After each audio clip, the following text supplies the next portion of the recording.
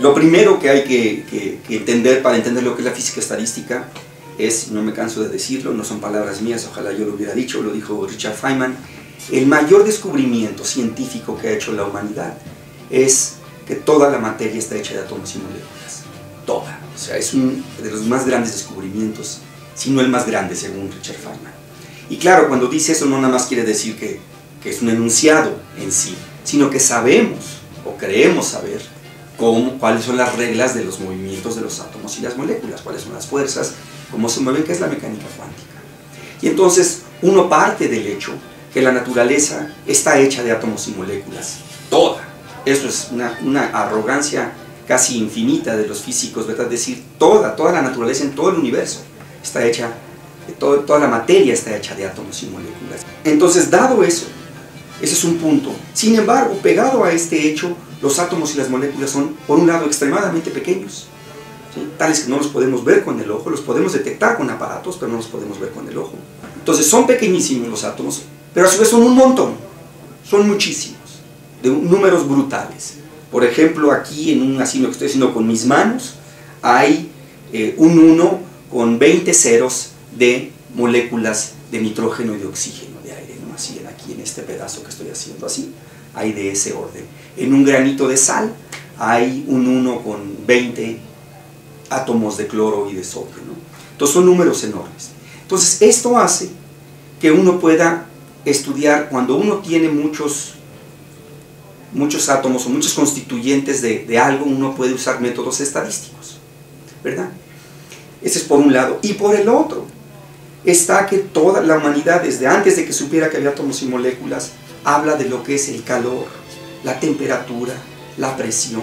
Le gusta entender por qué si yo a esto le pongo fuego se quema, por qué si lo meto al refri se enfría, ¿sí? Todas estas propiedades de la materia macroscópica. Por un lado también es todo un estudio que se llama la termodinámica, ¿no? Entender cómo es que el calor hace que las cosas se fundan, cómo es que hay unas cosas más frías que otras, por qué unas son sólidas, por qué otras son gases, por qué otras son líquidos. Todo ese es el campo de la termodinámica. Y entonces la física estadística es el puente que nos lleva a explicar todas estas propiedades de la materia de manera macroscópica, su temperatura, sus estados, tomando en cuenta que la materia está hecha de átomos y moléculas y explotando el hecho de que la materia está hecha de átomos y moléculas, pero de un montón de átomos y moléculas. O sea, las regularidades que vemos a nivel macroscópico provienen del hecho que tenemos muchísimos átomos y moléculas. Entonces la física estadística es un puente, es el puente entre lo microscópico, que son los átomos y las moléculas, y lo macroscópico, que es lo que vemos, sentimos y medimos en el laboratorio.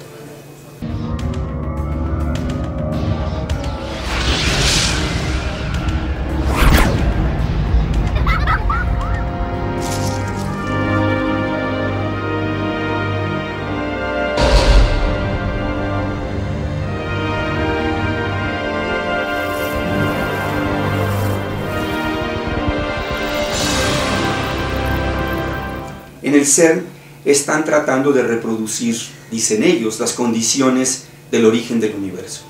Y ese es un problema de física estadística, porque es un problema de altísimas temperaturas, pero ahí la materia ya no es atómica como nosotros, sino son quarks y gluones y estas cosas exóticas que la gente habla. Y entonces, para hablar de ese problema y usar la física estadística, también hay que saber de partículas elementales y de quarks y de gluones y de todas estas cosas exóticas, ¿no?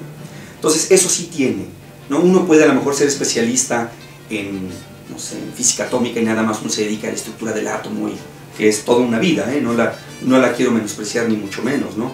O las partículas elementales, que es solamente este aspecto de las interacciones fundamentales de la materia.